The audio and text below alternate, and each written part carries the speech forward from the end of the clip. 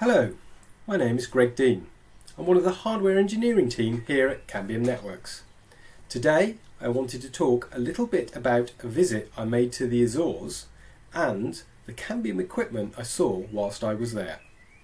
So the first thing is, what and where are the Azores? Well, they're a group of 9 islands located in the North Atlantic, roughly 1,000 miles west of Portugal.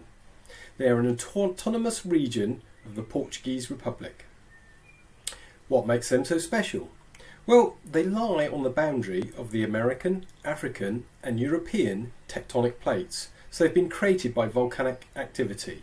You can still see evidence of this from the hot springs, mud pots, fumaroles.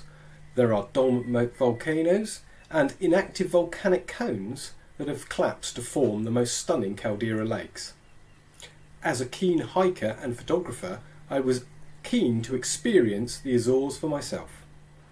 My most recent trip was to the Central Island Group, which is dominated by the island of Pico, and in particular Mount Pico.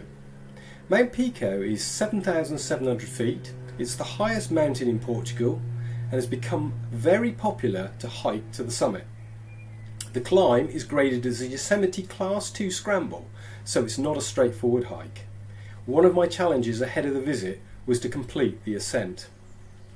The hike starts at a mountain hut, which is part way up, and it's here that you realise the risks you face on the hike.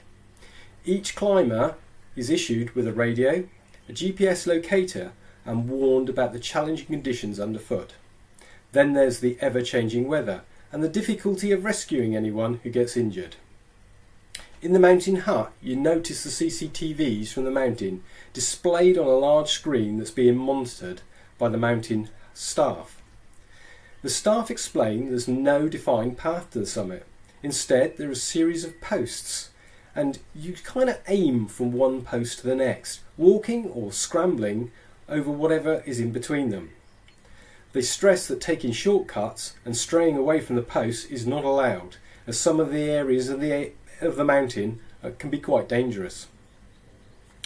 So, about an hour into the hike, just where the trail starts to get very steep, there was a CCTV camera that was clearly supplying the pictures for the mountain hut that I'd seen earlier. This was quite a sophisticated PTZ camera, and I was pleasantly surprised to see that it was being backhauled by a Cambium PTP 650. The camera is mounted on a sturdy tripod with the PTP 650 mounted part way up. At the base of the tripod there's a large metal box, which I assume contains rechargeable batteries. There was no sign of a solar panel that would be the obvious way to recharge these batteries, but having said that, I didn't stray far from the trail, and it's quite possible the panels were located somewhere else nearby. It took another 2 hours to reach the summit. Just as you reach the top, a second CCTV camera comes into view. This camera is a little less accessible than the first and is mounted on the crater rim. It has a similar arrangement to the first and is backhauled by a second PTP 650. Clearly, this camera is intended to monitor the conditions right at the mountain top. The weather was good on the day I went up, but it can change very quickly, with fog, mist and rain often affecting the mountain top.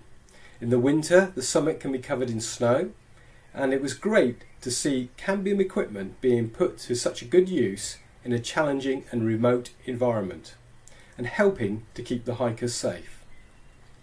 I hope you've enjoyed this short video, and maybe you'll be inspired to visit the Azores and even climb to the top of Mount Pico. I'll leave you with a few pictures of the summit.